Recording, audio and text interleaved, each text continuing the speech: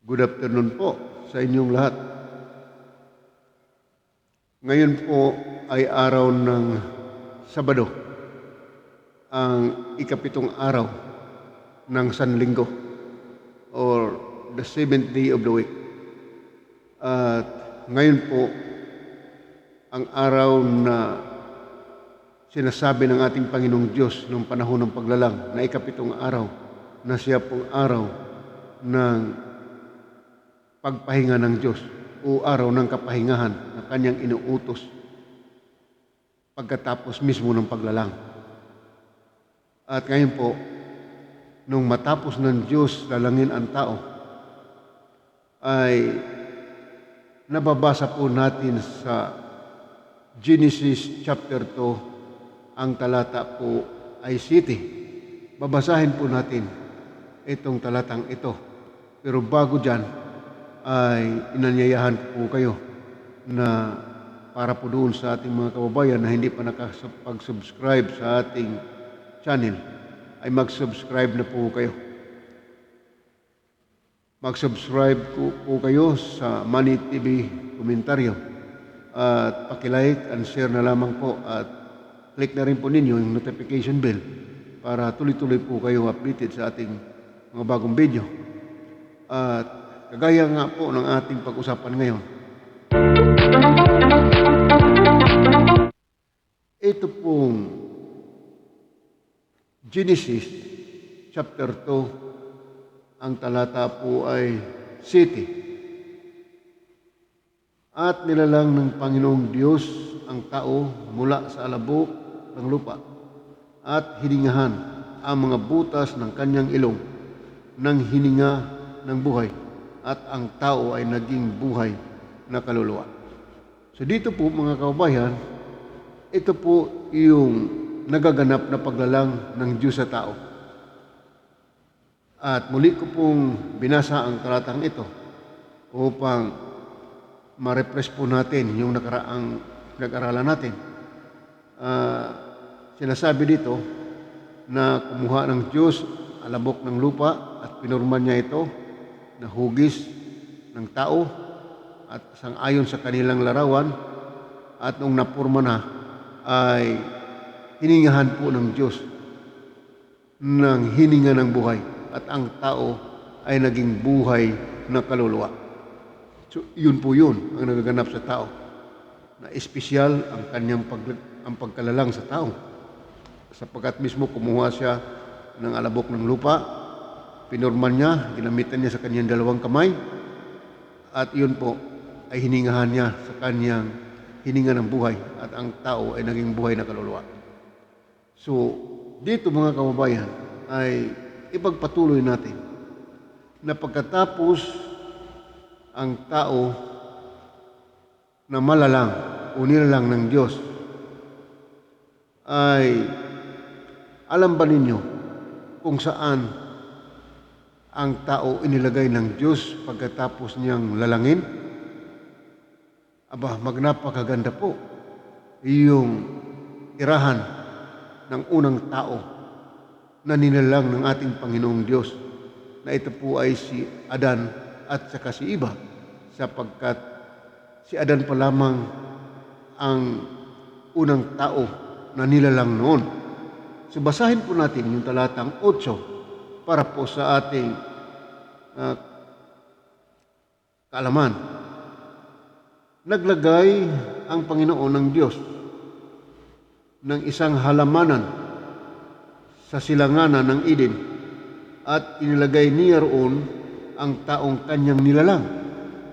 So yun nga po, pagkatapos na malalang ang tao, ay inilagay ng Diyos, saan po?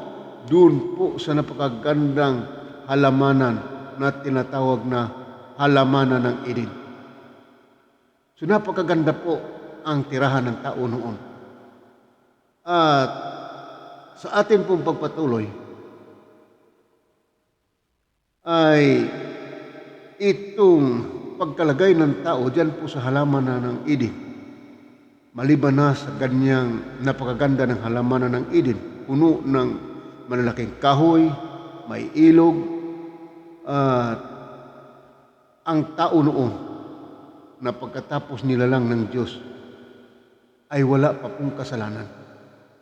Ibig sabihin, perfect ang tao noong nilalang ng Diyos sapagkat wala pa pong kasalanan ang tao noon. Kaya nung si Adan ay nilalang, perfect siya. Maliban sa walang kasalanan at wala po siyang kamatayan. Sapagkat perfect ang tao. Napakaganda po mga kababayan itong ating maunawaan itong kasaysayan ng panahon ng paglalang.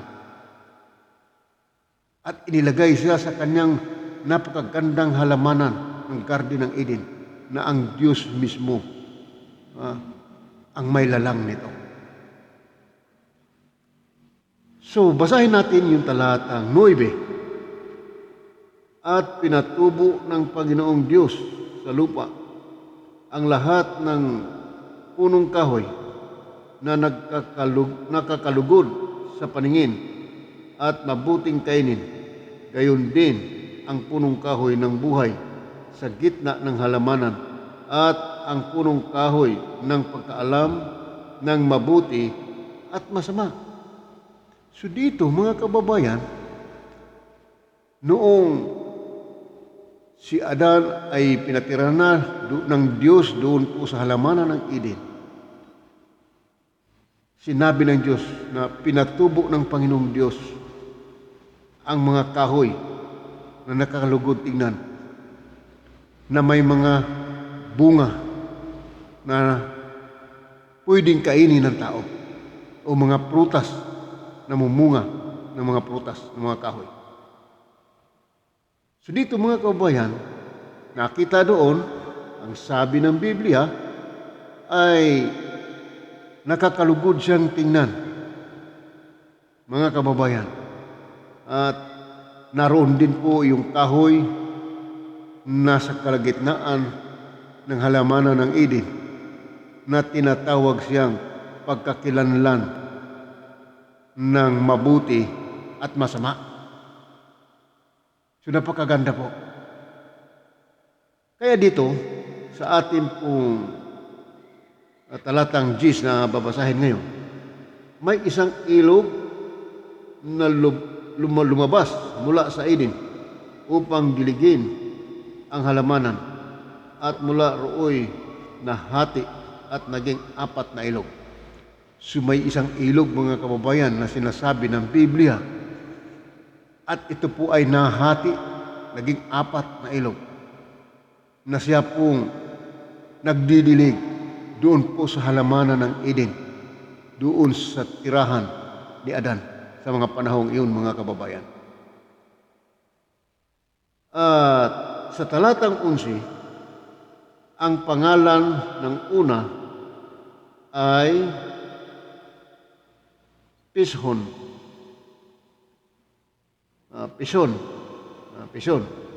na siyang umagos sa palibot ng buong lupain ng Habila na dooy may ginto. Yun po yung pangalan ng unang ilog. Sa talatang 12, at ang ginto sa lupang iyon ay mabuti. Mayroon doong bidilyo at batong onyx. So napakaganda po. Doon po sa ilog na yon ay mayroon pong ginto at mga mamahaling mga bato. Nandoon yung bidilyo at onyx. Ayan po, yun po yung mga mahalagang bato. Ang pangalan ng ikalawang ilog ay Gihon, na siyang maagos sa palibot ng buong lupain ng Pus. Ayan po. So, ano daw po ang pangalan ng pangalawang ilog? Ay tinatawag siyang Gihon. Ayan po. Sa talatang 14, ang pangalan ng ikatlong ilog ay Tigris, na siyang umaagos sa silanganan ng Assyria. At ang ika-4 na ilog ay ang Euphrates. So dito mga kababayan, ito pong apat na ilog na ito ay nag-crossing ito doon po sa lugar na yon. Diyan po sa lugar ngayon na kilalang Iraq. Iyan po yung location ng halamanan ng Eden noong sa panahon ng paglalang, mga kababayan. Kaya nakita ninyo ngayon, nariyan pa rin po yung mga ilog na yan. Ang mga ilog na yan ay nariyan pa ngayon. Ang pinagkakilala ngayon na ilog dyan ay itong Euphrates River.